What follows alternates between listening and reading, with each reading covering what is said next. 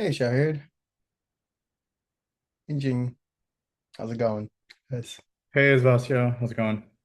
going well, man. It Yeah. is so hot today. Yo, bro, where do you live actually? I live Like, in Queens. okay, is it Yeah. raining over there, or is it like, No, okay, it's humid though. yeah? So I'm in the Bronx, Yeah. humid, and then it just started drizzling the second I like finished my bike commute trying to get back home on time. Oh my goodness. So may you get a little bit of the coolness too. Um, also shared, when we get a chance, maybe it's during breakout sessions after you're done, Yeah. kind of onboarding, some of the students that are running behind and stuff like that. Uh, Yeah. I would love to pick your brain on some labs we can possibly do to kind of, you can give me the ideas. I can kind of create the Sure. scaffolding for them for back end development because I feel like we got a lot of front end labs, but we only got like Mm. maybe three or four express labs. Right, right. And also from what you've learned from the students, like what are some extra like maybe labs I can make for them to kind of get a hold of some of the stuff that they're like kind of a little Yeah. struggling on, just just let me know. Sure, yeah. Sounds good. All right, cool. Also, apparently there's going to be a H recording real quick. Okay. And I would like to introduce Mary from the HR department of LaGuardia, CUNY.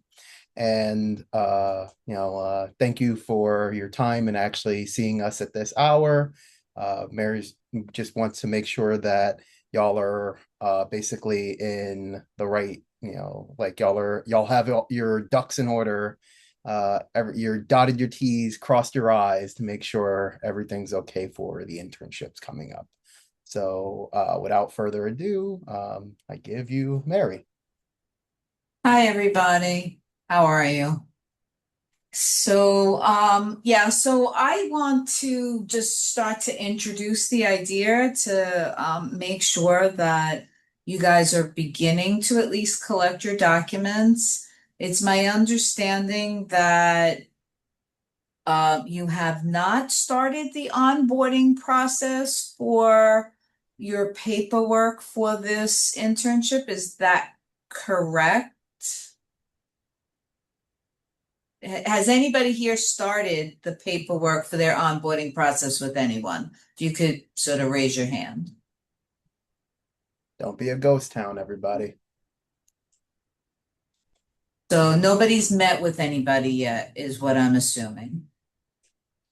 Um, so I'm not the person you're gonna onboard with. We're gonna introduce you to someone, hopefully at the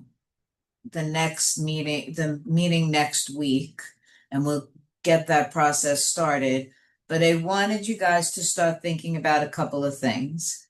So, first and foremost, you guys are gonna have to fill out paperwork, such as I-9 documentation. Um, what we will be doing is we will forward.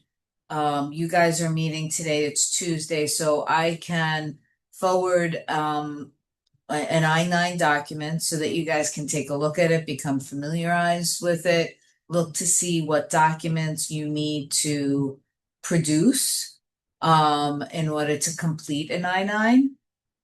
And this way it will also, what I'll also do is I will include my or someone from my team's email address so that you can ask questions if you have any concerns about not having a certain document, or that you're waiting for a certain document to come about.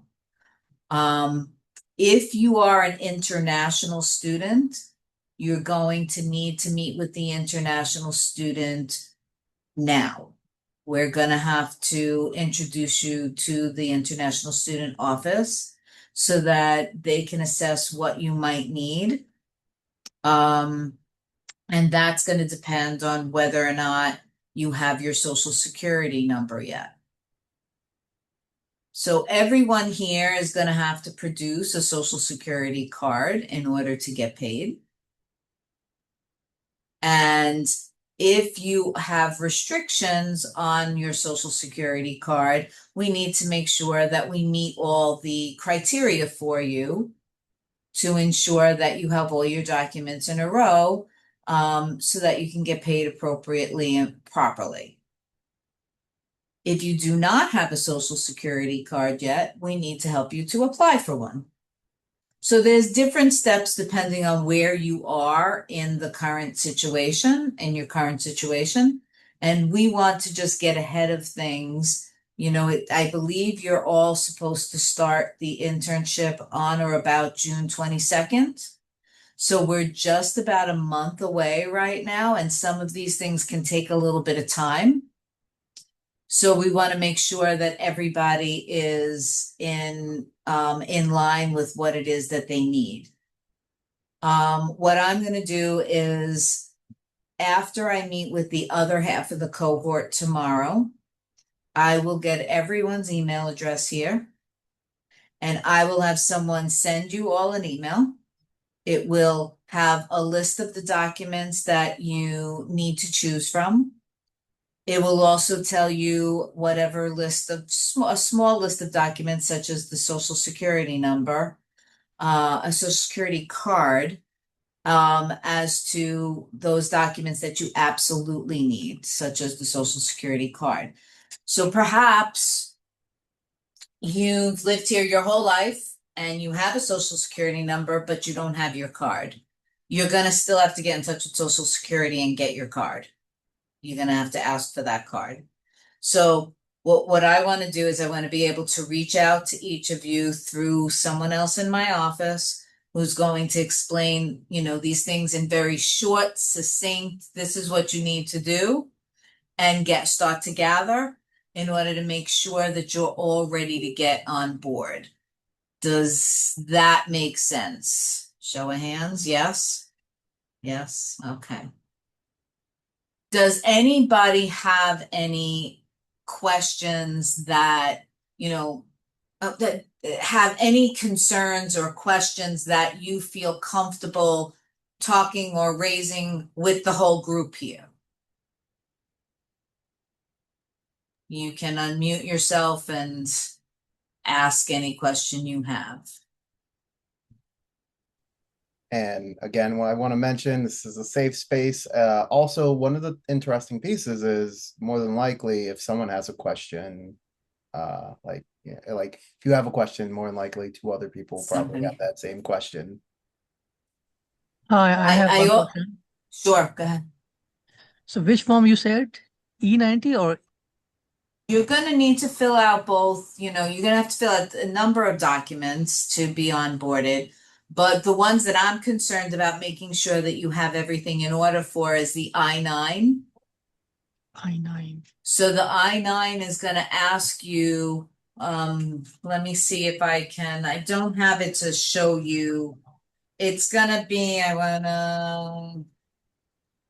it's a document that I can't show you the whole document because I have somebody's name on this one in front of me.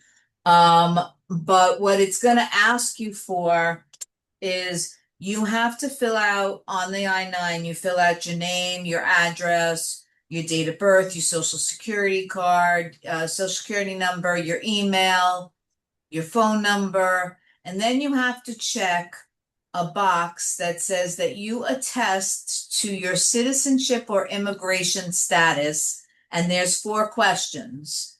I'm a citizen of the US. I'm a non-citizen national of the US. I'm a lawful permanent resident, or I'm an alien authorized to work. Yes, thank you. I got it. Thank you. So, and then it's gonna, you choose the document. So I want you to be aware that we're not allowed to tell you which documents to give. So there's a list of documents on the back of the I-9 form. See, list A. You can either give one thing from A or 2 documents, one from B and C. So I want to make sure that everybody's aware of that and that they're ready to give those documents. Sometimes we have them, but we've lost them and we've got to order them. We've got to go and get in touch with somebody for them. Sometimes we don't have them. We have to apply for them. So I need to make sure that each of you have them, that everybody's in a safe space, that we're assisting you for anything you don't have, that we get in touch with the appropriate people within the organization to help you to get what you need. So that's why I was attending this today, so that everybody can understand that we're going to need to get started on this. I only found out late today that this meeting took place, and I couldn't get the other person to stay, but I have a person that's working with me. Her name is Natasha Ford. And she works for the RF part of the organization. And so she's going to be able to help you to navigate these things with my guidance as well. She reports to me. So what I want to do is after I meet everybody here today and tomorrow, then together as a group, I want to send one email with all your email addresses to it, remind you, reintroduce myself, introduce you to Natasha. Put these forms on the email, ask you all to take whatever time you need to sit down and fill it out as if you're filling it out online, because I believe that everybody is still gonna have to do it as an online process. But I want you all to sit down and like prepare. Do I have everything that I need, or do I need to ask Mary and Natasha to help me to get these documents? Does that make sense to everyone here, I hope?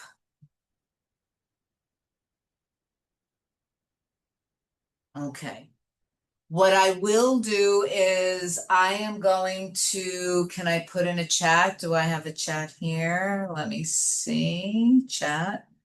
What I will do in this chat is I am going to give you Mary.DIDANGI 33. They make this a very long email. .cuny.edu. Let's make sure that's right. This is my email address. So if later on, tomorrow, whatever, you're like, I don't want to wait for that email. I have some questions I didn't feel comfortable asking in front of the entire group. I want to talk just to Mary. I want to know that this is just between her and I. Then you can feel free to send me an email. If you don't want to put your question in writing to me and you want to jump on a call individually, let me talk this through. Hey, send me an email. Hey, Mary, I was wondering if we could jump on a call. And then I can give you the best contact number for me during whatever hours that I have, and we can arrange for such a call. I'm available, I work 9 to 5, but I'm always available for calls on my way to work. I'm available at night. I'm usually available on weekends. I am going away for a couple of days, but I will have my work stuff with me. So if I need to, I can attend to your questions as well. So this is just really an introduction to say, this is what we're going to be talking about. And by the end of this week, I want to know that you guys have all the information in your hands that you're going to need. You'll have a couple of days to get it all together, and then we'll come back again next week. And we'll start scheduling people for the onboarding process. Does that make sense to everyone? Okay. I hope you're all comfortable with this, but honestly, reach out to me if you really want to talk one-on-one, okay? I'm here to support you for this endeavor. Thank Okay, you, Mary. you're very welcome. I hope you enjoy the rest of your night, guys. I'm gonna sneak out of here and and I will talk with you all soon. Talk soon, Okay, Mary. thank you. Bye-bye. Okay, cool. I hope that was informative for everybody. Word of advice, make sure you get that sooner rather than later. A lot of times when I teach at LaGuardia, whether I'm teaching here at the boot camp or I am teaching as a adjunct professor, I basically just don't get paid for the first month because of the fact that there's always some kind of issue with paperwork and stuff. So make sure you're doing that. So you're not out here like me just waiting for a humongous lump sum because you get taxed more when your check is bigger too. So don't be doing that. Um, okay. Before we start though, I want to ask a little bit of housekeeping first. Um, I want to make sure that everyone's okay and ready to kind of start the whole process of your capstone project. So, a raise of hands, who's not basically in a group yet?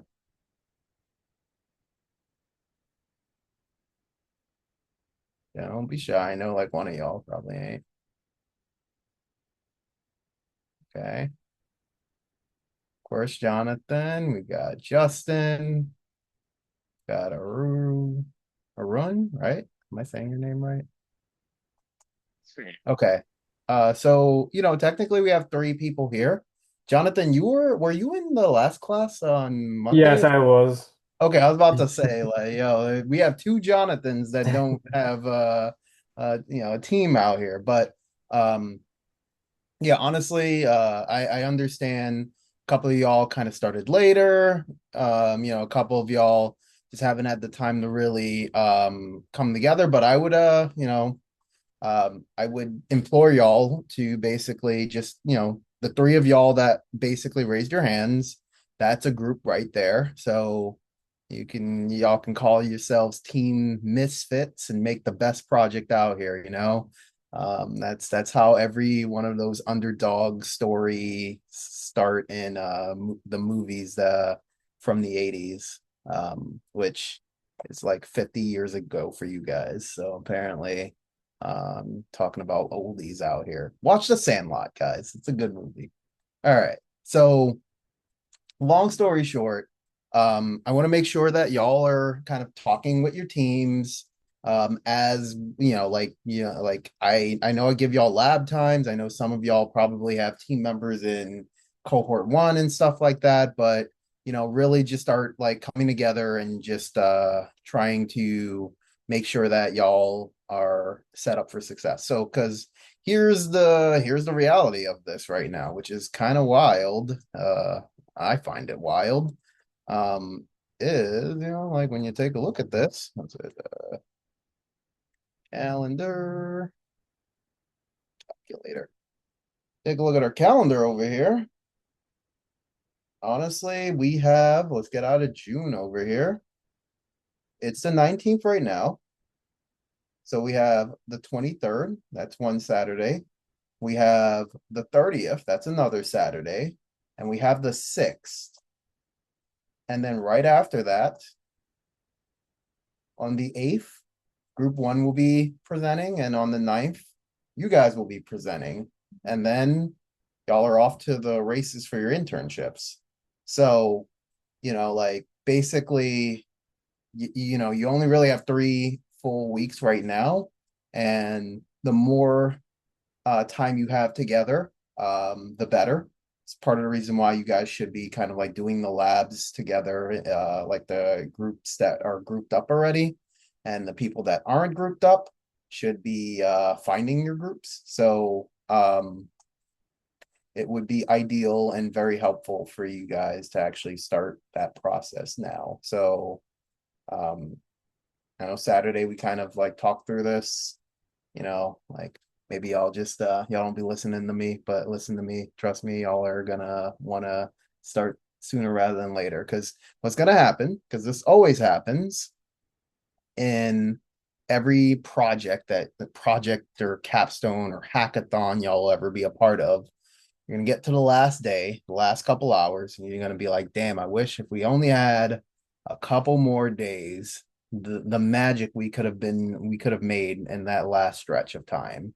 Um, this is that nice little cushion of time you have where you can kind of be starting now, and then you're still going to complain, you're still going to be like, dang, I wish I had a little bit more time, but it wouldn't be as bad as like, doing it a little later on.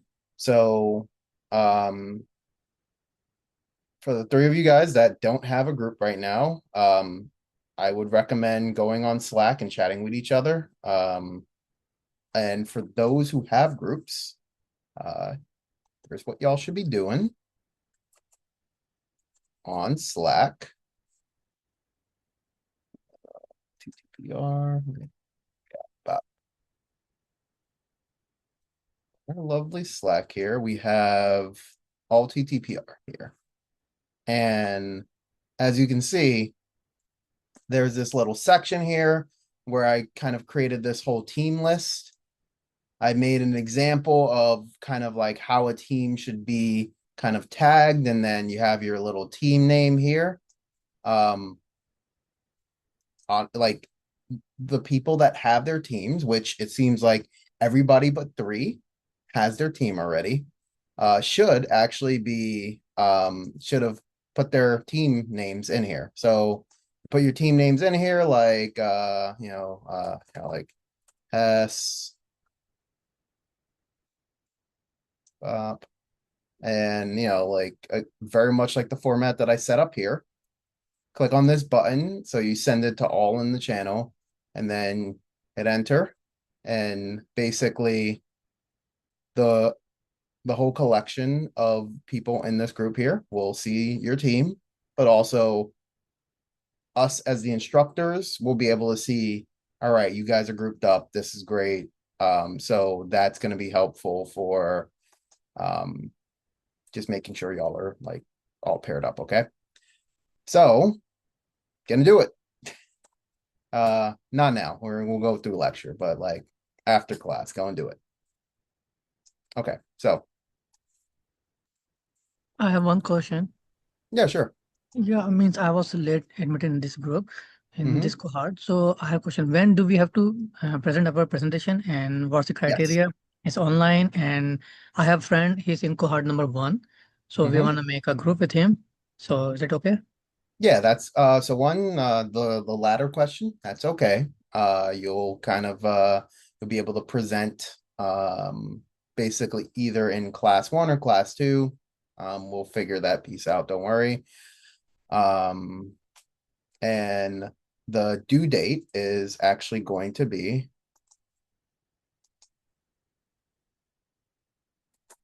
again. So for you guys, because y'all are the Tuesday class, y'all are going to be on the 9th. The Monday group is going to be on the 8th. So June 8th. So for you guys, it's June 9th. For the cohort 1, it's June 8th. That makes sense? Yes. Yeah. Okay. And the other question you asked, basically, don't look at that.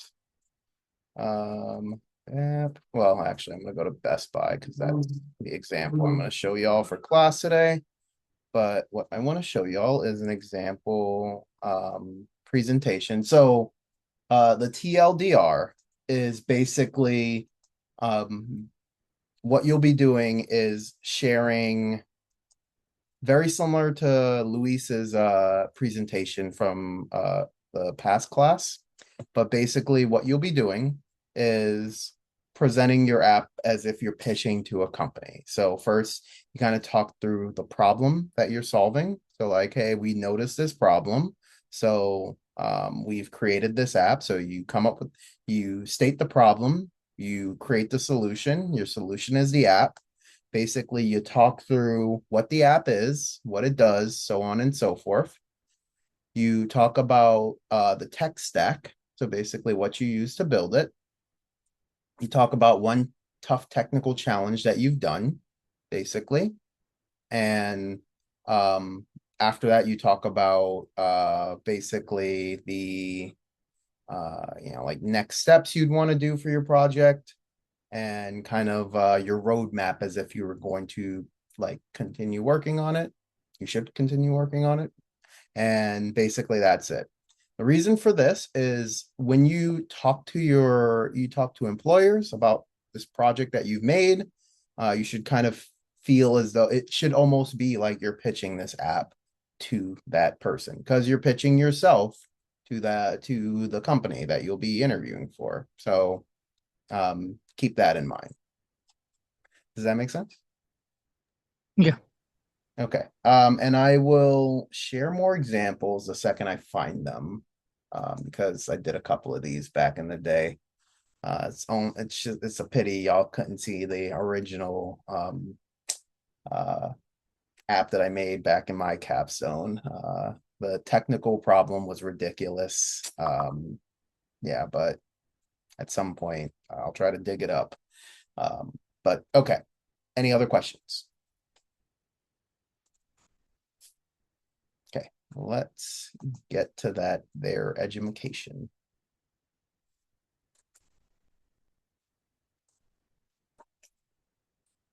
Okay, so today's going to be a bit lecture heavy. I want to kind of go over a couple of the pieces that we need to understand before we go into like back-end development with Node.js, Express, so on and so forth.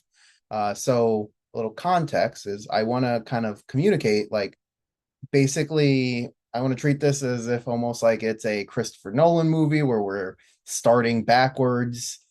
So you're getting like what you will be receiving from a backend service all the way to later on when we start teaching the backend service. Like, all right, this is what you'll be like. This is what JSON is. This is what you'll be receiving. It's a promise, as in like what you'll be kind of grabbing your requests in, introduction to APIs, what you will be building more than likely, your backend services.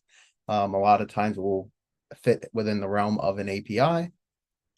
That's basically the spiel right now, and that's part of the reason why I want to make sure y'all kind of understand this. So so that's the context. Let's go into the JSON. So JSON, which is JavaScript object notation. Let's kind of go through a quick look into what this is and why this is so important.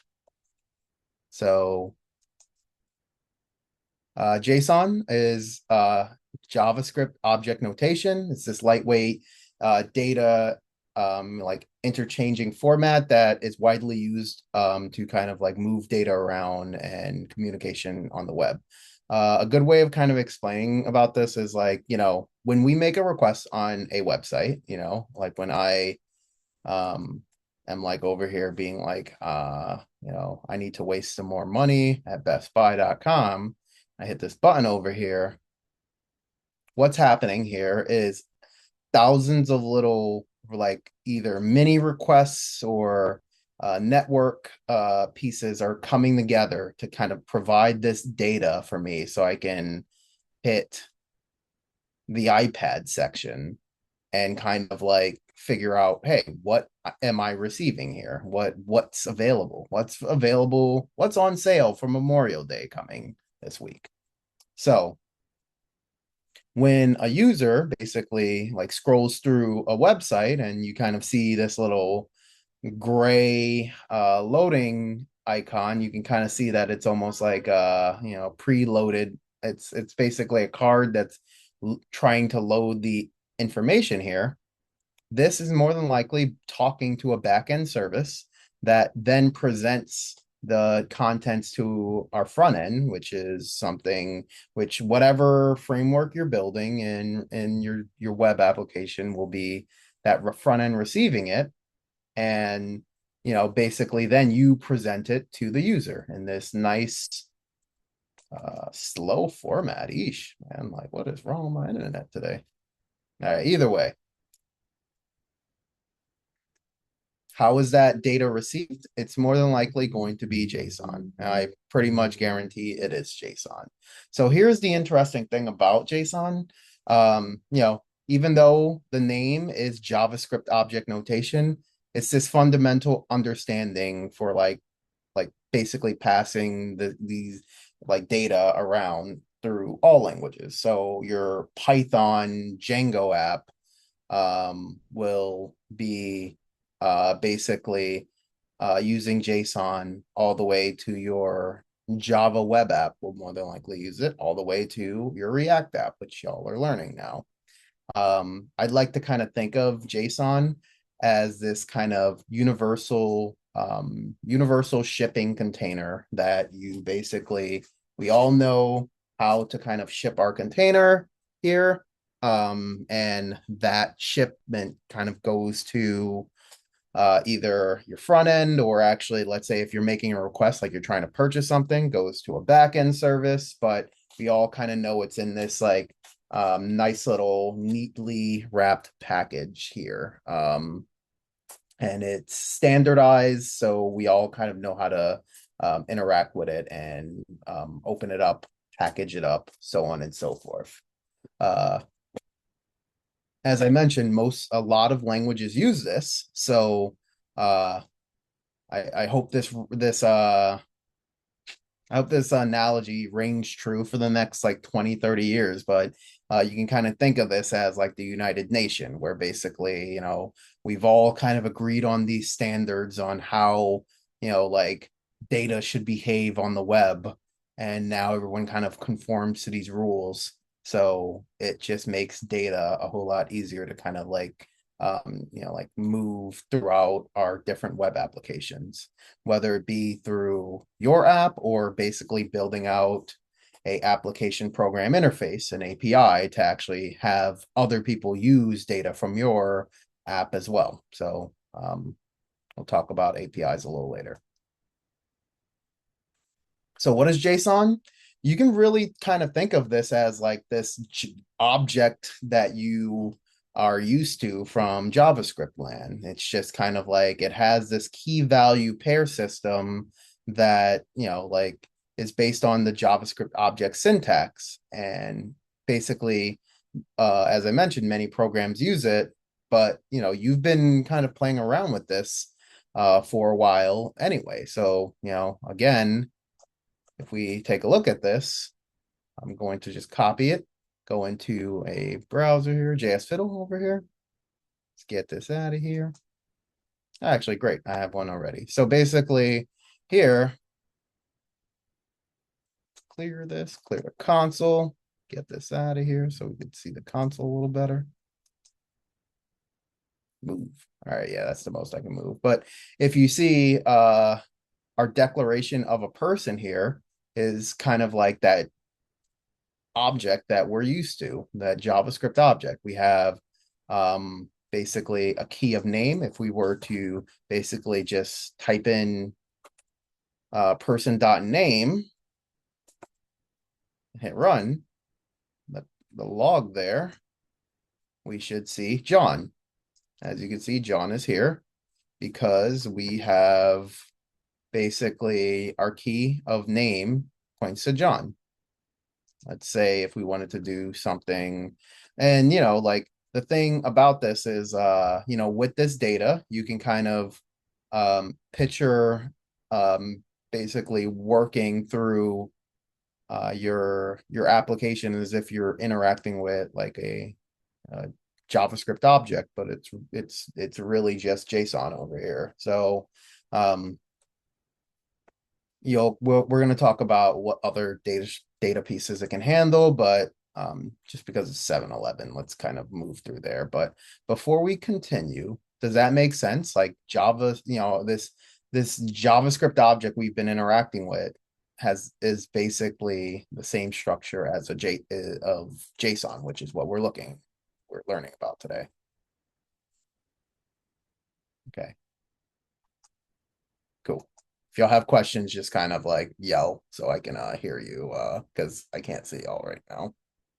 Okay, so a JSON structure really consists of an object. It can consist of objects, arrays.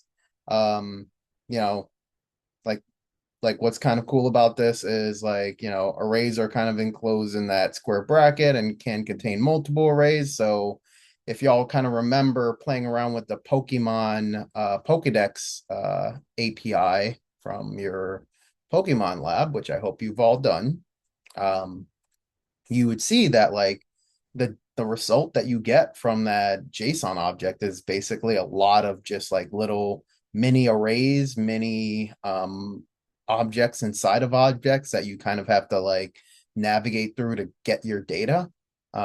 That's kind of the structure of what a JSON really is, and it can contain multiple values. So as you can see, name is a string, age, the key of age points to a number, hobbies points to an array of basically hobbies. So an array of strings over here. So if we wanted to kind of do something on the web here, let's say we're remaking Facebook and we have like a set of users that basically are, like basically has our we have our hobbies that we're trying to present to our fake book out here. What we would do is something like this. 1 second.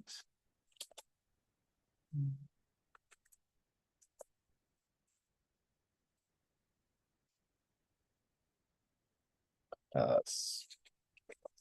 yeah, so we do something like this, where basically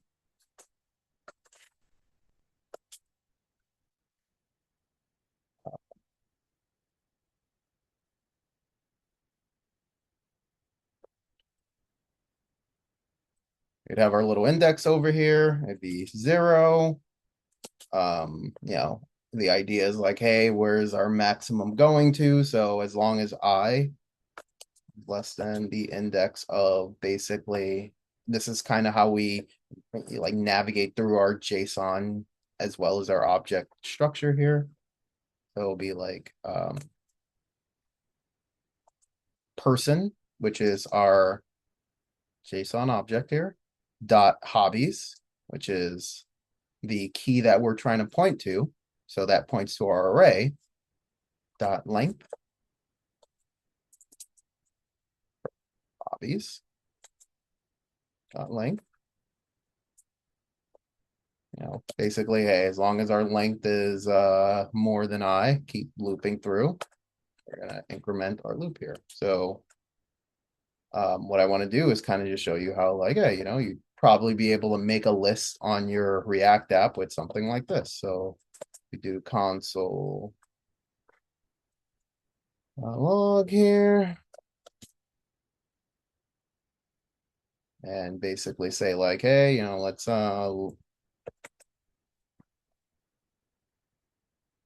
my let's say I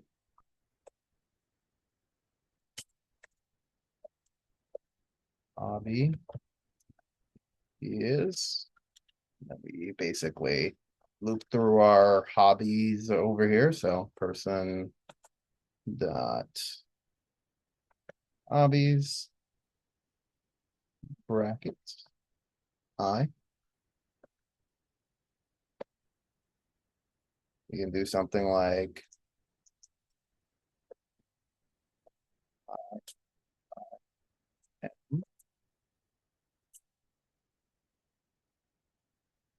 person dot name, and then we're going to loop through the hobbies. Let's clear this real quick. Let's see what breaks.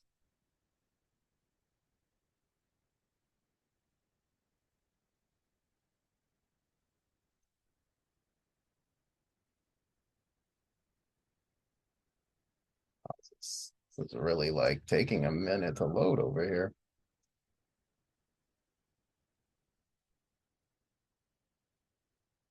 15 years later, yeesh.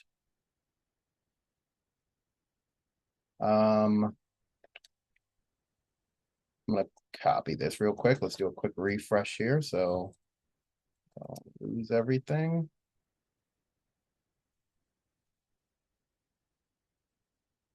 I honestly have no idea why my internet's acting up like this.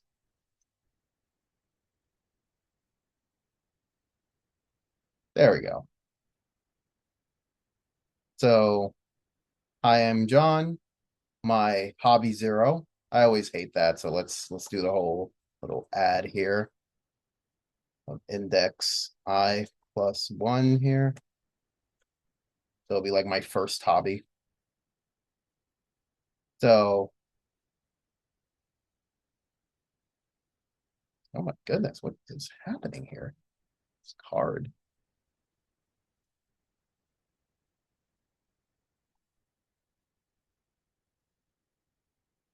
Ugh. All right. I don't know what's happening with this thing over here. So, um, long story short, you saw the loop. Basically, we can kind of navigate through our JSON structure that way. A little annoying that this is acting up, but long story short, this is kind of like, yeah, this is our really cool way of kind of like being able to navigate through the data that we receive from the web. Um, so common types of in JSON are basically strings, numbers, booleans, null, objects, and arrays. And something that I do want to kind of point out is, hey, you're probably wondering, like, hey, like we're passing in all of this stuff. Like why can't we pass in something like functions or other things like that on uh via our JSON structure. And for the cybersecurity majors out here, you might understand this, but like, the it is one, the standardized like kind of structure. So these are the only pieces that you can really again, as I mentioned, everyone agreed upon. But two, let's say if you're passing in functions and stuff like that, you can technically pass in a malicious script and then basically like get a user's bank account information that's like open or something like that by accidentally just requesting something the wrong way. So that's the reason why we won't, you're not going to be able to really like grab, like pass in functions and other pieces like that. So that's the reason why we kind of have this limited kind of structure here.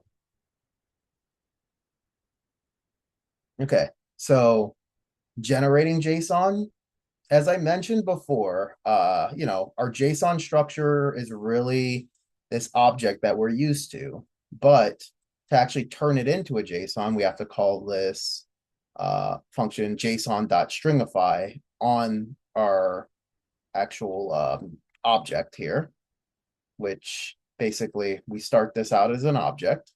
We pass it in JSON.stringify, and then we turn that into like a JSON like object. And let me kind of show you how this looks. This is how like we serialize like our object arrays into like JSON. So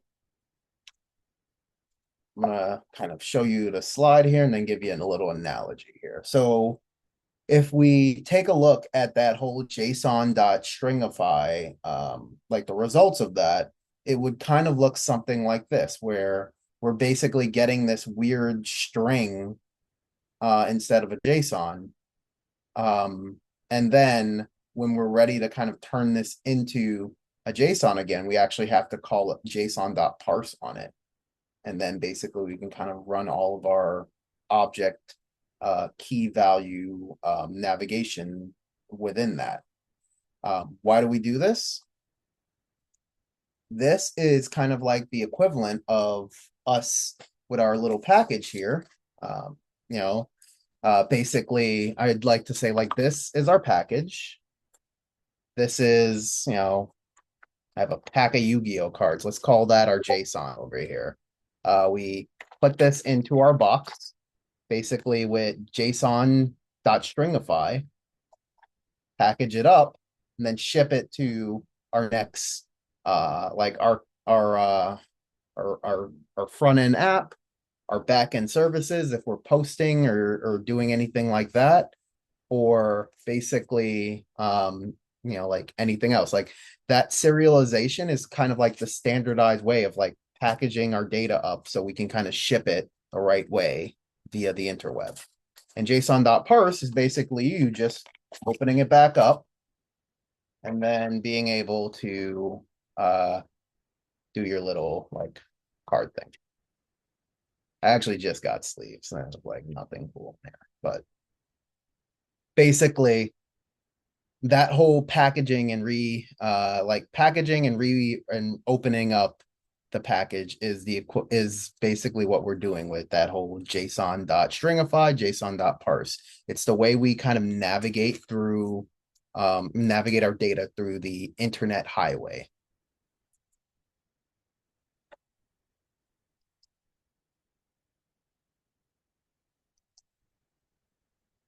Cool. So,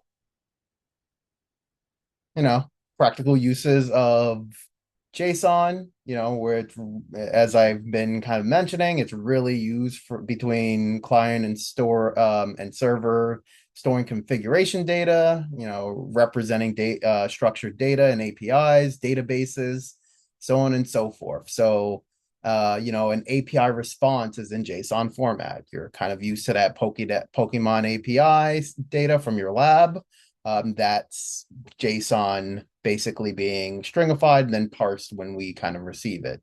Our configuration files are usually in JSON. Our database storage structures are usually in JSON columns. A lot of the world is really just powered by JSON being passed in. So this whole, let's see if like our Best Buy page actually ever loaded. Is it here? Yeah, nah, you're not there.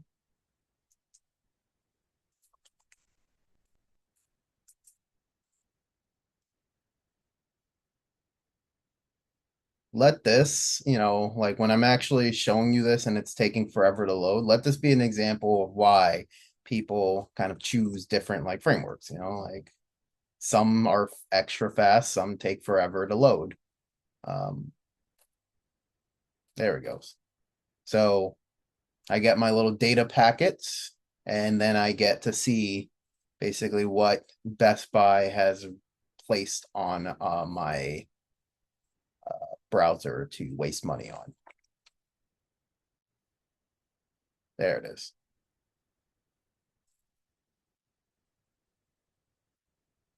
Okay. All right. We're not going to wait forever for this to load. It's deplorable.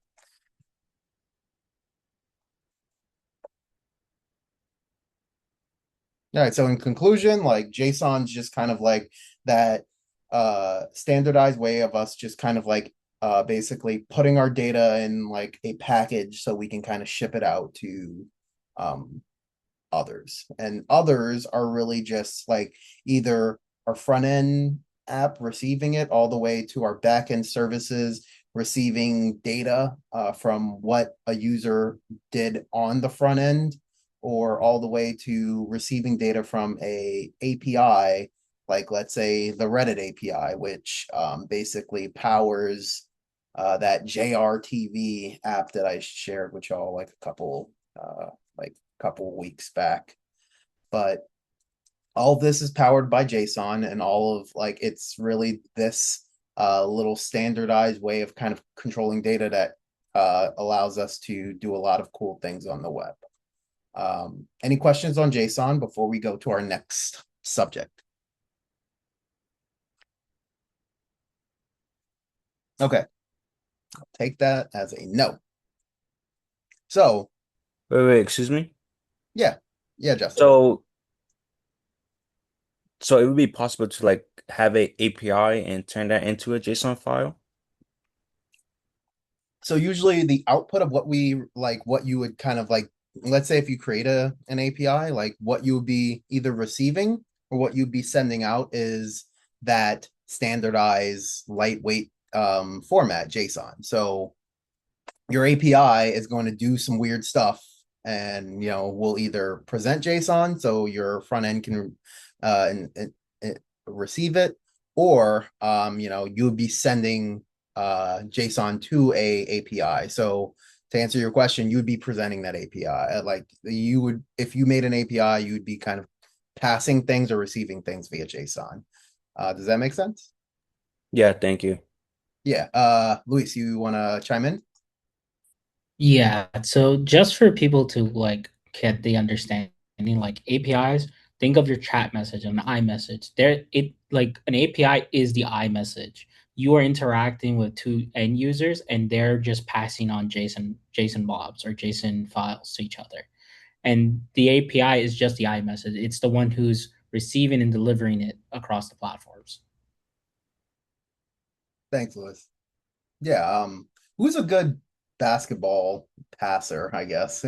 Who's a good basketball teammate, I guess, in modern days? Like maybe it's Scottie Pippen passing the ball to Michael Jordan. Dated reference, but yeah. Okay, let's go into practical promises. Let's keep this practical. So first, let's kind of talk about async code. Asynchronous code is really AKA asynchronous is async operations, and basically what this means is um, it takes time for it to happen, or it will happen in the future rather than immediately.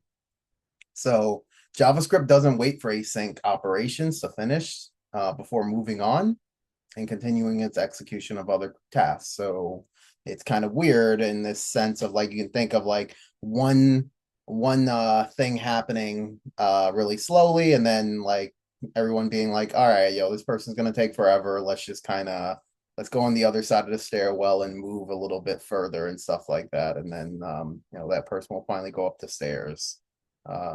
But yeah, so asynchronous programming allows you to effectively use like non-blocking execution to kind of like run your program. So like let's say hypothetically you kind of fetch data from like something like a Pokemon API all the way to your latest Reddit GIFs on reddit.com or something like that.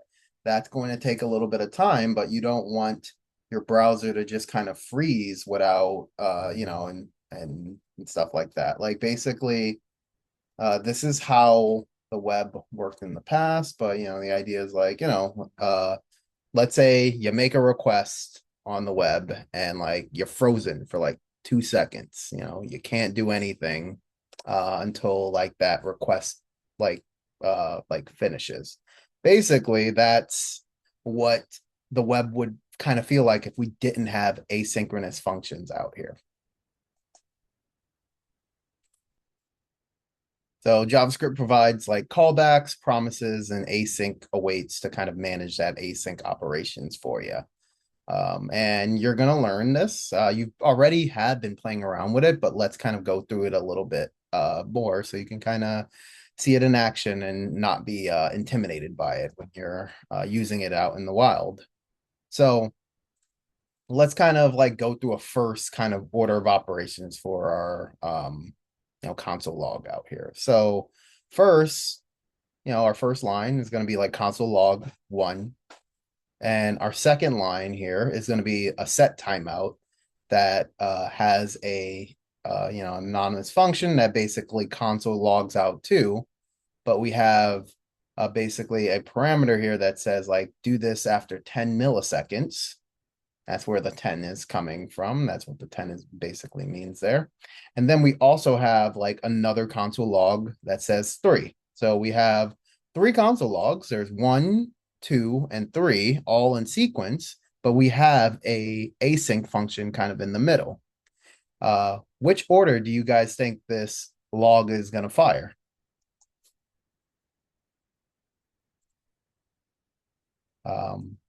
Feel free to just kind of chime in. You can come off of mute and just yell out what you think.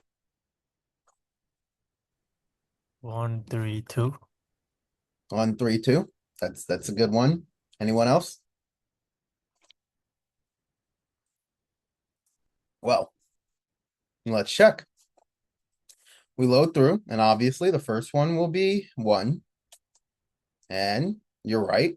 The second one will be 3 because remember, this set timeout already ran, but again, because this is async, basically it's gonna give us the output after 10 milliseconds. So it immediately goes to the next line after running this.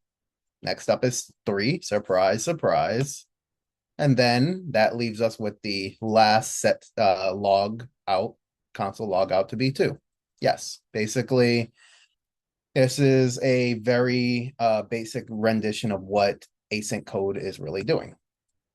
So under the hood, we have this event loop situation. So the event loop in JavaScript is this mechanism that really manages the execution of code, handles these async operations, and ensures like the responsiveness without like blocking the main thread. So remember in JavaScript land, like our JavaScript is single threaded, so it handles things one at a time.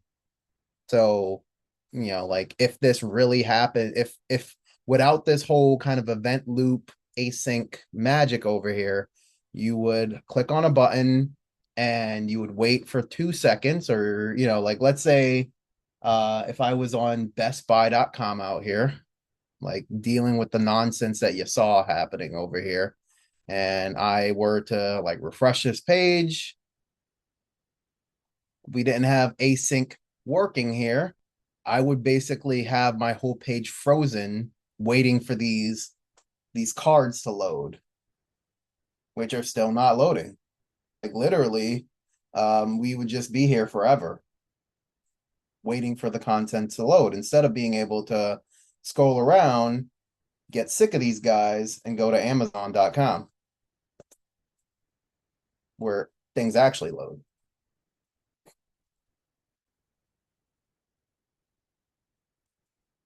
And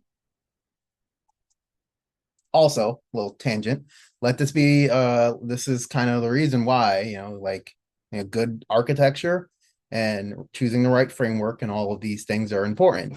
You see how lightning fast Amazon was compared to Best Buy? You try to support, the smaller company like Best Buy. You don't want Amazon to eat everybody's lunch, but you see how like when you have the best developers optimizing to a T over here, you have a lightning fast e-commerce site with Amazon, but you have Best Buy still being like Internet Explorer, being like, oh crap, oh, I was supposed to send you something, my bad. So keep that in mind. Fun, interesting fact, this isn't really async related, but it just kind of shows you how like these bigger companies handle like making sure things are going as fast as possible, lightning fast is Netflix. Before Netflix actually kind of releases their shows like Stranger Things or something like that, they'll have like a machine learning algorithm kind of review all of the contents like to a T, and then basically understand where they can kind of chill out on loading and where they really need to focus in on loading. So, for example, if we look at something like Stranger Things,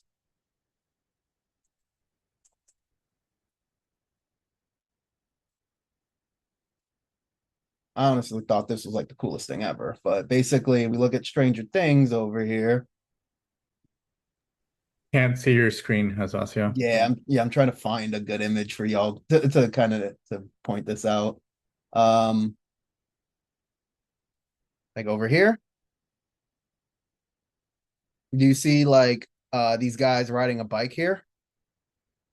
What No, that we can't see. I like my bad. I thought I was like y'all just didn't see it because I was on the other side. All right, great. Thank you guys.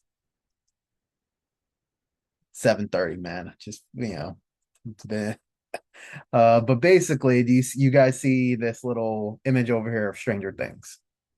Basically, what Netflix would do is like they would analyze like all of these new episodes and understand that like the most important thing that really needs to be in detail are the peeps on the bikes over here, and basically that little glob of like the upside down world coming in the center over there. But all of that red, all of like the misty red over here, your eyes are more than likely kind of glancing over that, so they can kind of load that in with lower quality packets. And that's kind of crazy, like basically, you know, when you get on that level of granularity, this is the reason why Netflix can be lightning fast with the same internet speed. While if you load HBO Max and try to watch something, you'll get like your show hanging up a little bit more compared to Netflix.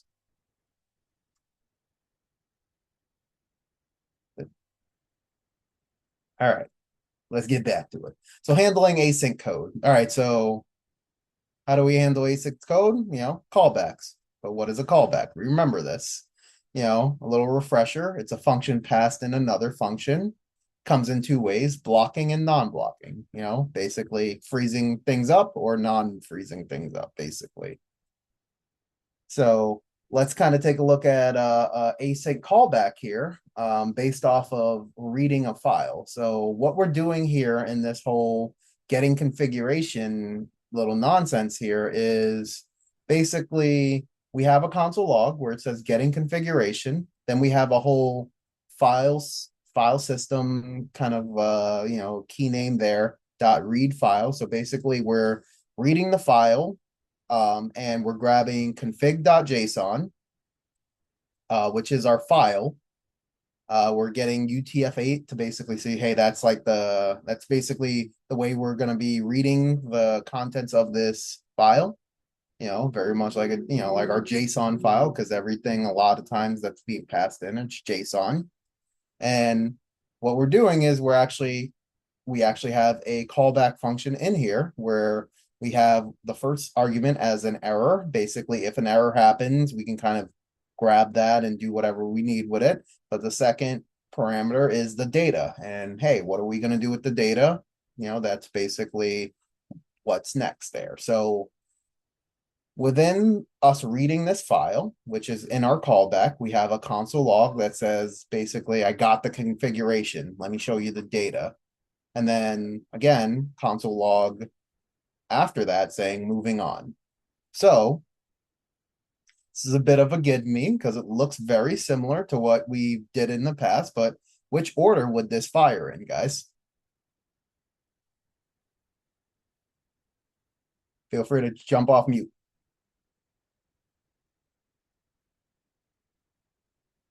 Wouldn't it be getting configuration, then moving on, then got configuration in the data? That sounds right, Alex. And yeah, that's exactly what would happen. Basically, remember, very similar to our little weird magic trick over here. This is not in our async code. So, one, which is basically getting configuration over here.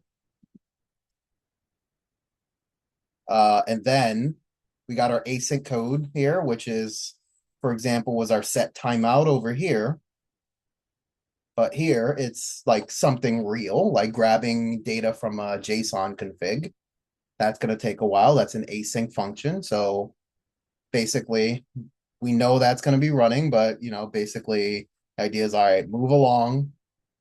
So we go to moving on, and then whenever this callback is actually fulfilled, we will actually log out got configuration.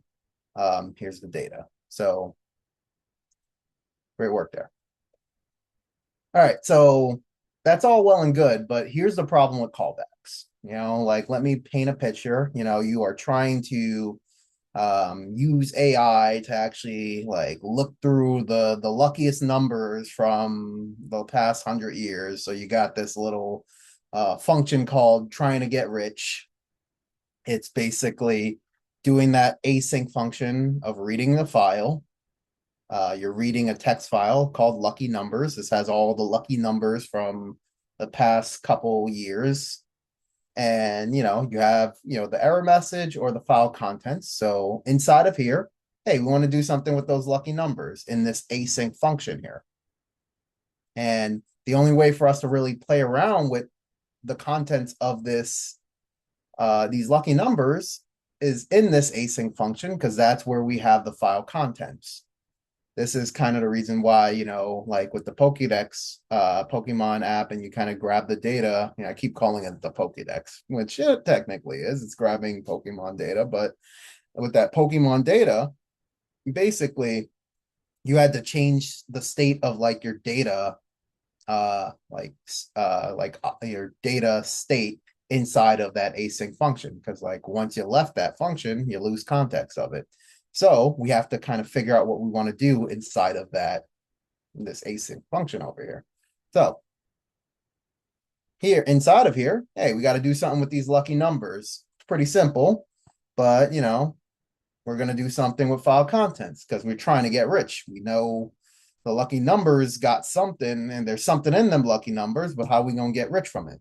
So what we're going to do is we're actually going to split all of these lucky numbers into an array. Basically, we do this by doing something like file contents dot split on the comma, which basically means this is giving us all of like those numbers in an array because it's split off of that comma there.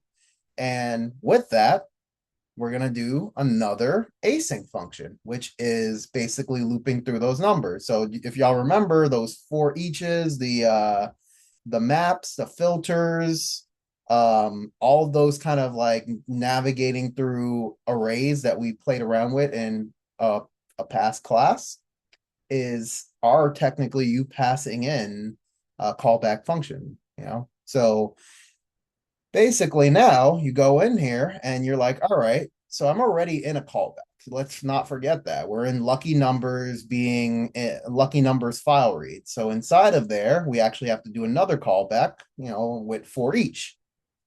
So now that for each, we're looping through every number. We gotta go to a bookmaker, basically a bookie, to basically get a horse number so we can actually like bet on horses at the Aqueduct racetrack. If like the Aqueduct racetrack is closed now, but hope y'all get the reference. But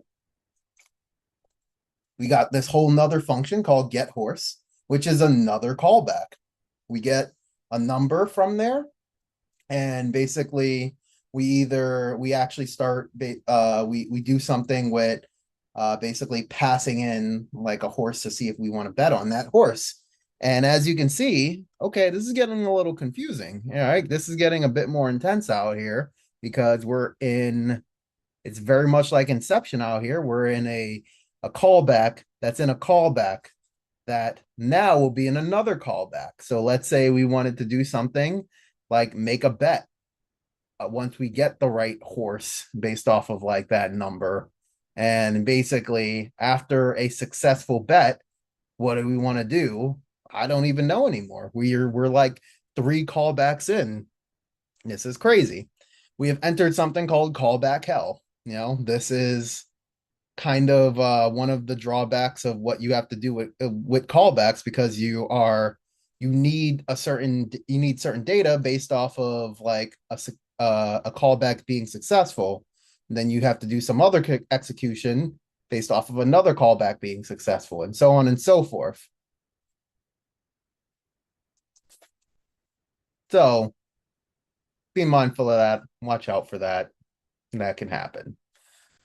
Especially if you're doing a lot of complex logic with your data. Okay, so let's kind of talk about these kind of ways we can mess up our callback functions here. So here's kind of what we can play around with here. Let's take a look at the first solution here, the wrong one, to the left. We have our variable called results. What we want to do is kind of like assign results to hello, but if you kind of remember from our little magic trick thing over here, you can see we're doing something relatively similar here, where basically we have our results, we have a set timeout, which is our callback function, that kind of assigns our results to hello. And even though we have the parameter of 0 milliseconds, which means basically, hey, like this should basically happen instantaneously, this is still a callback function. So if we console log results, even with set timeout being 0, this will more than likely result in a undefined because we haven't assigned results yet. This is an async function. We call this async function and then we go immediately to results. We log out results, which will probably be undefined. And then once this set timeout is resolved, results are now hello. And then basically you're over here being like, well, I am a millisecond too late. So logging out results will, log out results will print before like set timeout. So before the promise is resolved. So watch out for that. Let's try it another way. Let's say we try to assign that whole set timeout to the results of what happens inside of this callback function. So in theory, results should return hello here because we're basically saying, hey, results now equals set timeout, which is our callback function that returns hello. So technically, hey, this should return hello. If we console log this would more than likely just give us a number, which is the timer ID returned by set timeout, basically saying like, all right, you have activated a set timeout. And that timer ID is really what you use for like clearing intervals and stuff like that. If you kind of did set interval instead of like set timeout. But long story short, it's not going to give us that return of hello. So we're wrong again.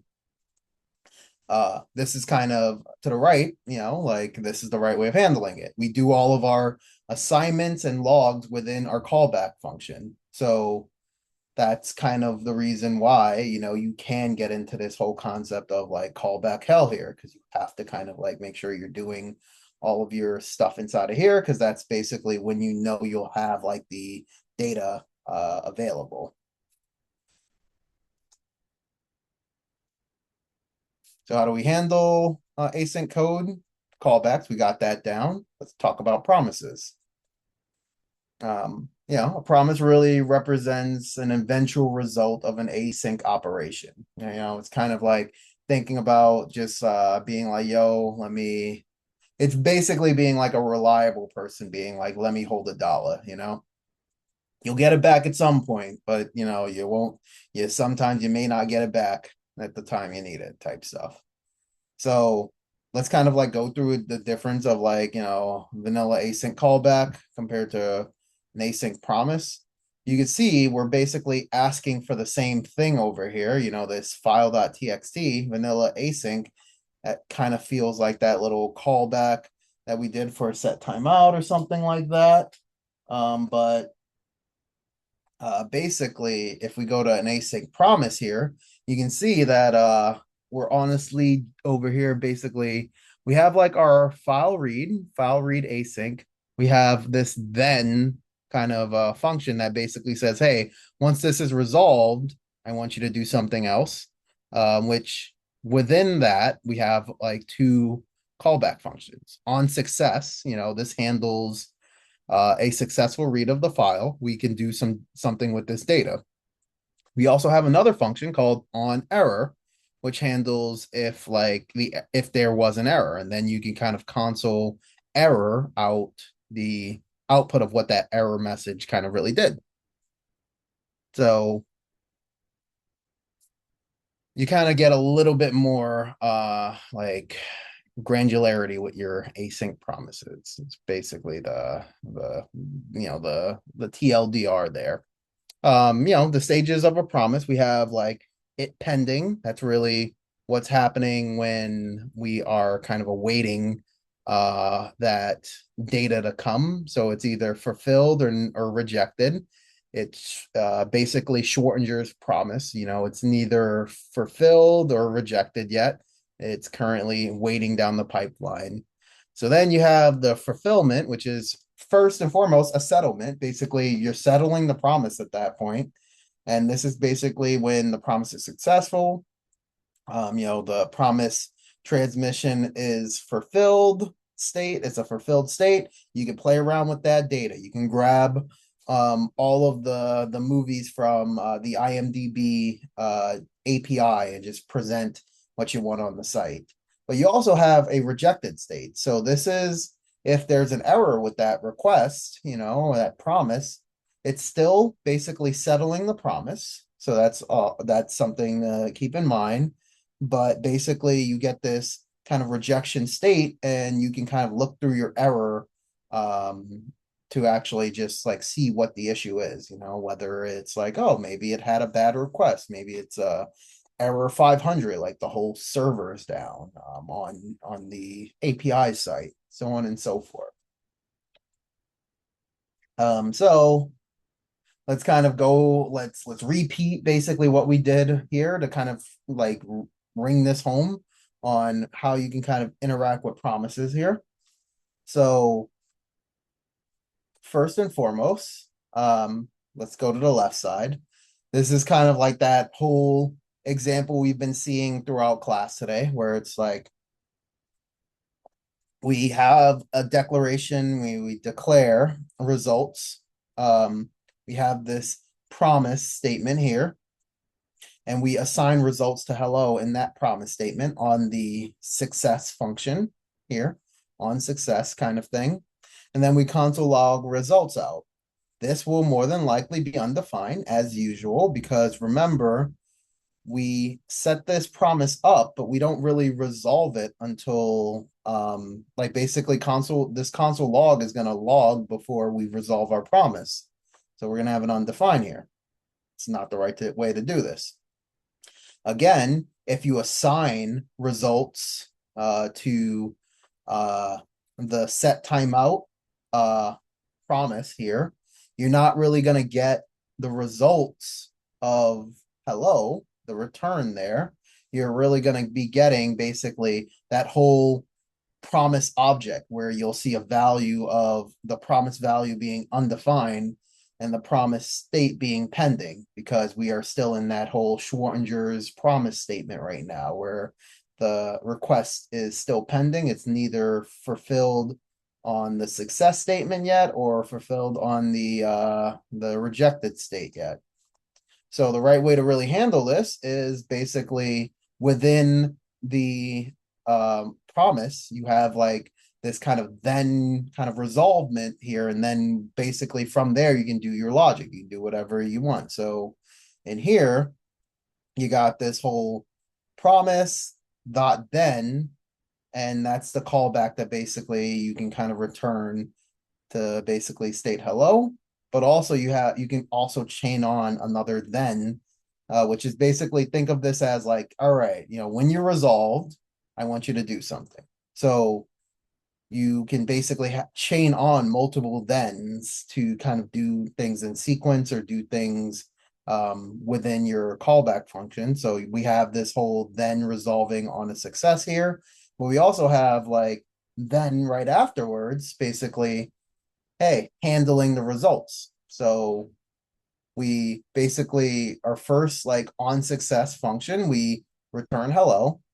And then once this is resolved, we have this then that basically says, hey, handle the results of value after you return that hello.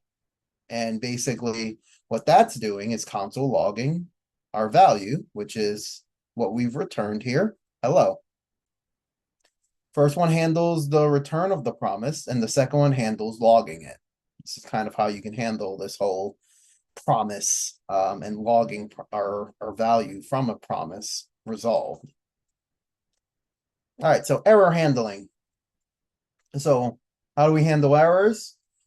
Within that whole like error kind of like on error statement, things can break for numerous reasons.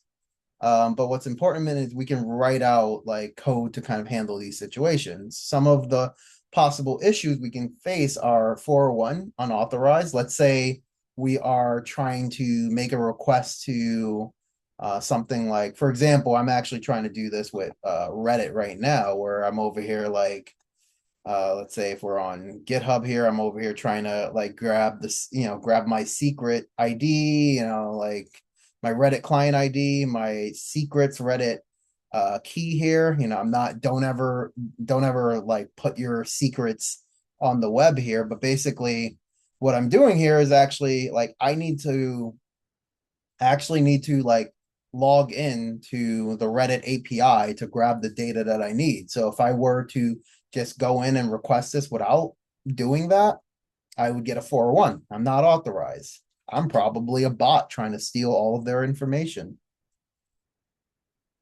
404 is basically an error code saying like this state is not found. So you guys have probably all seen that, but like let's say if there's ever a broken page, like let's say like it's velocity.com.pops, I will have this weird error of basically this is a 404 page because this is not pages.whack-a-meme or something like that.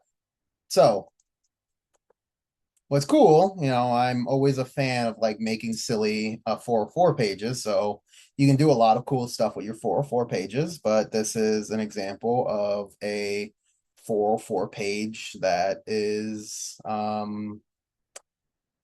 not like this is an example of a 404. Our path is not found, so what data would we even have? And 500 is a server error. Basically, the idea behind that is really like, hey, this is just not like your like the thing that was supposed to give you data is actually broken. So a lot of times when this happened, unfortunately, it's not your fault. Unfortunately, unless you're the person providing that data, when you're trying to request that data, there's not much you can do if that the API is down or Cloudflare breaks the internet for a little bit. But that's what really a 500 is. That's when stuff has really hit the fan.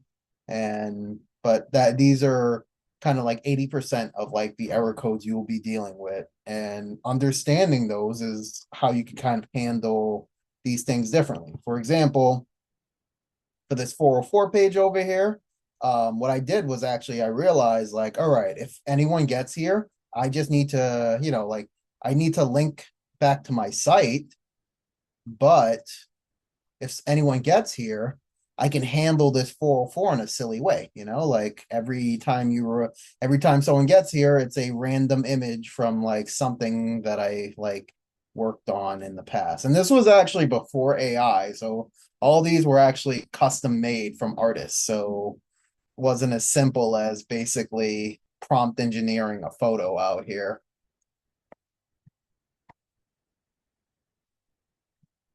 Pay your artists. All of them were paid. I actually was silly enough to commission 12 different artists to make 12 different images of something stupid, of a different rendition of me. All right, so error handling. How do we kind of like play around with this? So we can kind of handle it in a couple ways. First, let's do one on the left here, where we have like this promise read file. We have our path there to kind of like handle that. Basically, what we do is on that then resolvement, we have a function first to kind of say, hey, when we get the data, if we actually get the data properly, we can do something with it. But then we can also like right under it have like this whole function where we pass in the which is the error, and we can kind of do something else with that error. So we can console log the error. We can kind of go in, see what the error code is. And based off of that, we can maybe handle things slightly differently. So the way I actually handle like my JRTV app is basically if one of the ways I grab data is not working, I'll actually use a different backup API where that's basically what you saw of me kind of handling that Reddit API where basically I every day I'm grabbing the most recent kind of like data from the funniest gifs on Reddit, and then I'm just basically putting that into a JSON file. So I have this backup JSON file that I can just kind of read which technically is this kind of like fake backend. But it's and the data is stale, but at least there is data to kind of traverse through. All right, so let's kind of go to another section here. So the next promise kind of fulfilled read here. We have the same situation where we have our success, but then we have like this then function of basically we have like our little null here. Basically, this is just like I'm not going to get too much into it, but the idea is this is just a better way of handling this error function. You get this passed in null based off of like the error. We have the function error, which we can then console log error out. Basically the same thing that we're doing on the left, but a little bit more, just a little bit better. And really the best way of handling that of like an error here is, as you can see, we have our then resolvement here of like, console logging the data once we have it. But we have this catch statement here, this catch function, where we have a callback in there where we have like our error. This is really just catching the error and then basically doing something with it. You don't need to resolve it with a then. Like catch is really for catching these errors. All right, so promise advantages, readability, maintainability. So basically the promises provide this structured code so you can kind of easily handle and maintain content on your site that you're requesting. Remember, a lot of times this is part of the reason why I keep telling y'all to kind of enjoy this whole capstone project mode, and also the internships, whether you're going to the Air Force where you're actually probably going to build a bunch of new stuff, but like enjoy that, because most of the time in software development you are going to be maintaining code. You're not going to be producing new code a lot of times unless you're working at a startup and stuff. So handling these promises in this neat way helps you kind of maintain it, and like you're able to kind of read what the past developer or what you've done a couple months ago have done. Error handling, it's built in. You basically have like the mechanism to handle this, like these async errors. It's sequential and parallel executions, as we talked about. Like you can kind of handle this in sequence, or you can handle it with the parallel execution from our async operations here. The promise composition, composed together is it helps with these complex workflows. There are some issues where like you can kind of get into callback hell, but it at the end of the day, it's like way better than the alternative of your browser freezing up like Best Buy over here. You got event error propagation. So, like errors and promises are automatically propagated through chains to simplify error handles. So, like in that error block, you can kind of check to see what the error code is. You can kind of see other parts that probably will help you understand why your request failed. And you can kind of make new assumptions and make new handlings based off of that.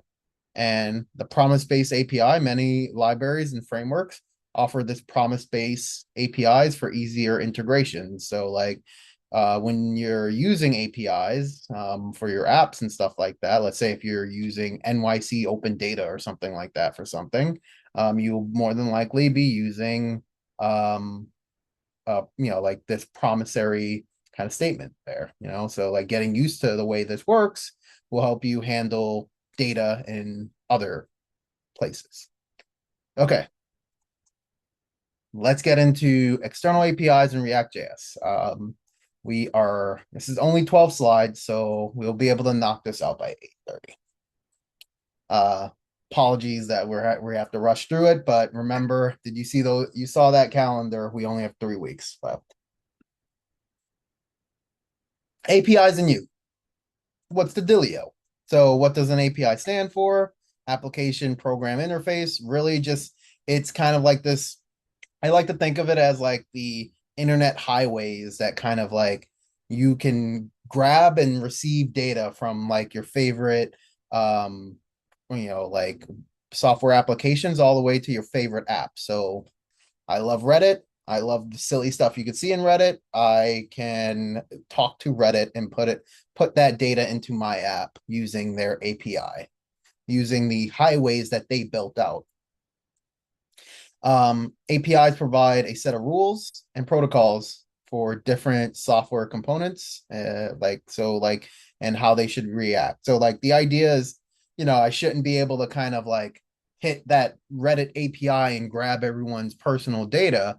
So Reddit only built certain highways to kind of interface with their system. So I just need to really be able to use their highways the right way, and then I'll get the data that I need. So how does this work with React? Which is pretty cool. React, as you remember, once you kind of like grab data, you can kind of like change the state of your UI based off of that data.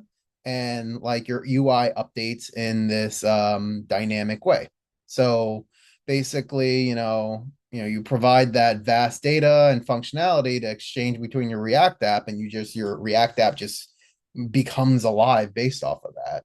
By integrating these external APIs, you can access real-time data to perform like really cool like actions. Like for example, with NYC Open Data, you can kind of see how subway maps kind of how subway crowds move and breathe throughout the day, from rush hour all the way to the evening lunch hour. Making API requests in React. So React provides different methods. There are popular options, including fetch the API, Axios. I'm going to talk to you about Axios, but we're not going to use Axios because I will show you all a really funny video of why you should kind of be mindful of these third-party libraries that do a lot of great things for you, but also maintainability for them is just a problem. But yeah, so popular options of getting these requests are the fetch API, which I recommend, Axios, or the built-in fetch function. So the fetch API is browser based. It's an API that basically makes HTTP requests. It's kind of within your browser, so like like it's going to work because it's basically browser native. It provides this simple, flexible way of like interacting with your APIs. You can kind of use the fetch request to do all of like the back end stuff along with the front end kind of get requests that you're kind of used to already. So your get request is basically you receiving data, very much like how you grab data from that Pokemon app. Whoever hasn't done the Pokemon app, do it, because I'm talking about all this stuff and you're probably like, yo, I didn't even touch that lab yet.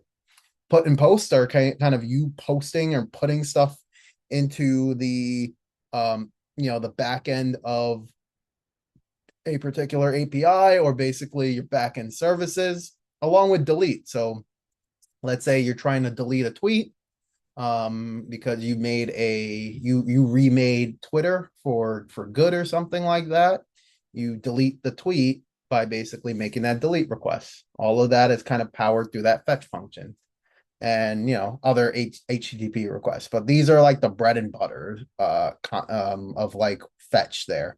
Fetch returns a promise that resolves to the response from your API. So this is kind of the reason why it was important for us to kind of understand promises, because we are always in APIs and backends and all of this stuff. We're always going to be receiving promises, and those promises are going to be resolving into JSON all the time. Here's an example of making a fetch request here. So we have our little fetch request here. It goes to api.example.com/data, gets our data there. We have this den resolvement, which basically is a callback function that basically returns our response in JSON format. From that, we can kind of resolve like the data and handle the data by the API that way. Kind of like, hey, this is probably where we change the state of our React component with the data. So that state change would then basically update the UI on the next re-render. So you'd probably do all of that stuff within this callback function because we have access to the data there. And then also we have our catch statement if there's an error. So if the API fails, we can handle that properly. We can kind of like tell the app to like do another refresh or like ask the user to like basically come back a little later. Or for example, for my JRTV GIF app, I basically just use my backup data source. Um, if I get an error and I know the error is based off of the backend services like not allowing me to receive the correct request there. All right, so Axios library. I'm gonna like go into it for 2 seconds, but that's it. But basically, here's the best way of kind of handling like stating this. Like our fetch request, like our native fetch request, is kind of like sending and receiving stuff through USPS. So there are some steps. The post office closes at 4 all the damn time. Our government's trying to defund it. There are problems with it, but it's reliable and it works. Axios was kind of like white glove delivery services. It was a popular JavaScript library. It kind of is a bit more expressive than the API compared by Fetch. Basically, this was kind of like white glove delivery service. The idea was like, you get your data and you get it like kind of like the promises are already resolved for you. You just kind of just need to receive the data and do whatever you want with it.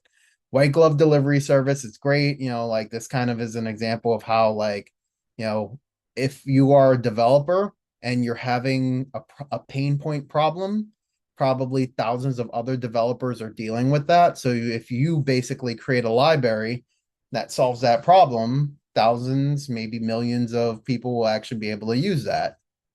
Keep that in mind when you're building out your apps. Let's not worry about this, but like long story short, it's easier white glove delivery service. As you can see, like the response is kind of handled here compared to where we had to kind of have like this first line with the response, turn that to JSON. Then once that's resolved, kind of do all this stuff there. Couple of steps kind of handled for you. Okay, so once you receive that API, you can handle it based off of like your application requirements. Common tasks is like parsing and manipulating that data to update your React components by updating state more than likely and rendering that data to your UI. So basically, then your data is updated based off of like the data you receive. In our case, most of the time you'll be handling JSON response, so you'll actually be using that JSON thing that we've talked about, which is really just a JavaScript object once you basically parse it back into that format. Take it out of the package box, as I mentioned. So yeah, in recap, that's kind of like APIs in a nutshell. Like basically every cool thing that you interact with on the web more than likely has an API, so you can kind of play around with that. There's various ways to kind of interact with these, using like the fetch library, the fetch API. I'd recommend that. We have other library tools that are great, but I'd recommend kind of like going with the native approach for now. And I'll explain why that is in our next class. We are at like 8:15 now, so that's coming up soon. Remember to handle your API responses appropriately and consider like what can happen if you have an error, handle your errors properly. And yeah, basically we'll go in deeper into promises in another lecture, but this is kind of, well, we already went into promises already, but basically that's why I pulled the Christopher Nolan on y'all. I gave y'all the whole thing about promises and then kind of went into this. But yeah, this is kind of how we are going to be interacting with data on the web. We are basically going to talk with APIs. We basically make promise statements based off of like getting and receiving data from those APIs. that will be given to us in JSON. We parse it.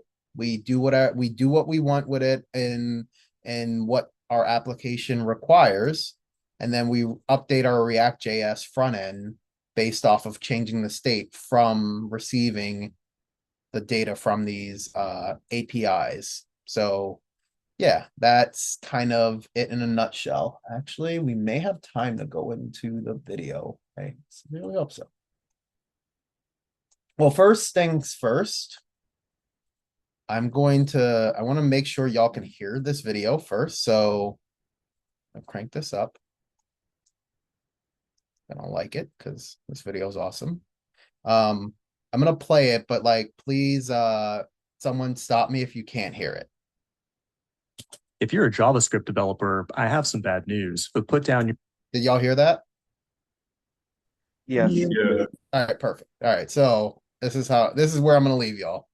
This is the reason why, you gotta be a little bit mindful of the libraries you use, even if like they're industry standards and people love them. If you're a JavaScript developer, I have some bad news, but put down your artisanal soy milk latte and find a safe space to watch this video because it will almost certainly make you cry. I can hardly keep it together myself because yesterday, a precision-guided remote access Trojan, or RAT, was discovered in Axios, a library with over 100 million weekly downloads on NPM. For over a decade, countless developers have turned to Axios to improve the developer experience when making HTTP requests in Node.js in the browser. But now that improved developer experience just turned into non-consensual backdoor penetration by a Magnum-sized Trojan. The two different malicious versions of Axios were published to the NPM registry that contained a highly sophisticated supply chain attack that compromises developer machines and CI/CD servers. If you use Axios and are running either of these versions, the quick fix is to go into your garage, find a sledgehammer, destroy your machine, fake your own death, and then move to a remote village in the Siberian tundra. And I'm not exaggerating. If your system is compromised, the rat could already have access to your AWS credentials, your OpenAI API keys, and everything else in your .env file. It's a bad one. And in today's video, we'll break down one of the most sophisticated NPM hacks the world has ever seen. It is March 31st, 2026, and you're watching the Code Report. Over 10 years ago, Axios became extremely popular after it made HTTP requests promise-based instead of callback-based. But now today, every JavaScript runtime supports fetch natively, which in theory should have made Axios obsolete, yet many developers still prefer to use this third-party library over the native web platform. Unfortunately, though, optimizing for DX with a third-party library just went horribly wrong. And the scariest thing is that Axios itself contains 0 lines of bad source code. Instead of just hard-coding a crypto miner into the package like a noob, the attacker slipped a rogue dependency into the release. It triggered a post-install script, pulled down a remote access Trojan from a command and control server, that then wiped its own footprints so everything looked clean after the install. Before we go into details though, let's take a minute to find out if you've been penetrated. First, go into your package JSON file and find out if you have either of these versions of Axios installed. If you answered yes, this package may have run a post-install script to install another package called plain-crypto-js.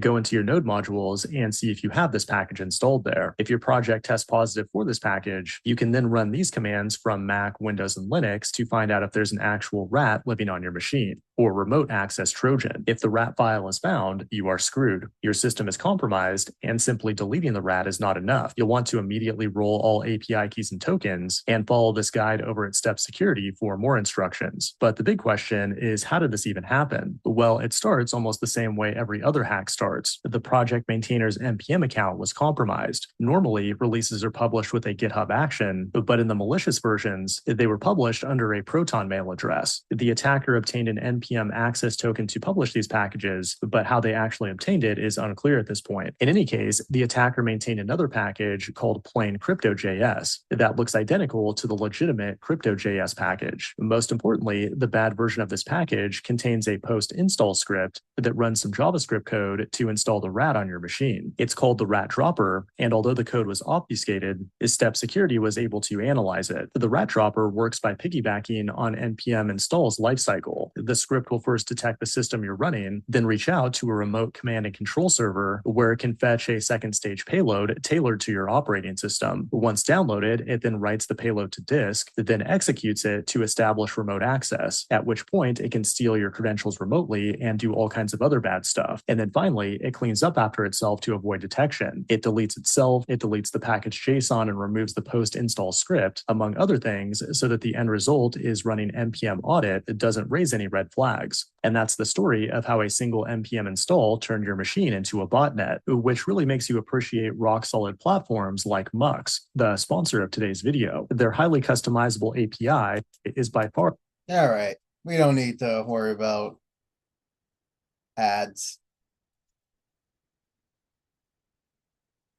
But yeah, long story short, that's kind of what can happen there. And yeah,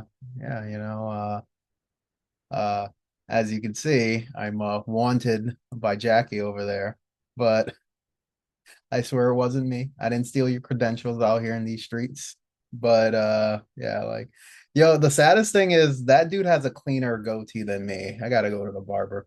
But anyway, um, long story short, this is part of the reason why, even though there are these really amazing tools that you can use that makes things a whole lot easier for you, it really these concepts of open source tools are really dependent on like one person or one or two peeps that, one are doing this out of the love of the game, two are if one of those people are compromised, like, like basically they own the tool that basically, as you mentioned, as you saw, like over 10 million people have downloaded weekly. And honestly, like, yeah, like that's really kind of how these hackers are able to kind of like get into our systems really easily. It's not even about, you can have solid security on your machine, on your apps,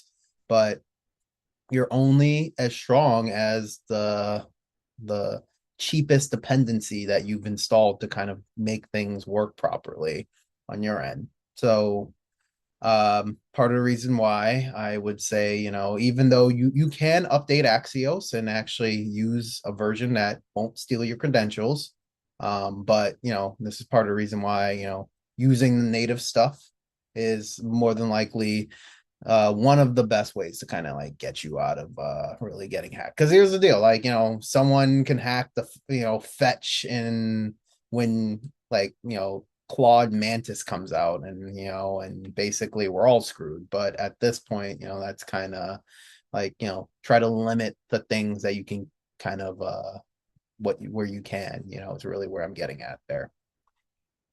Okay, so that's our class in a nutshell.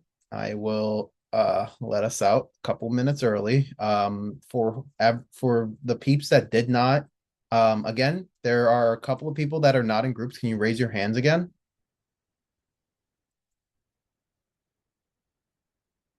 Unless you all left. All right. There's one more person, but I would recommend you two talking to each other. Jonathan and Erzrun, right?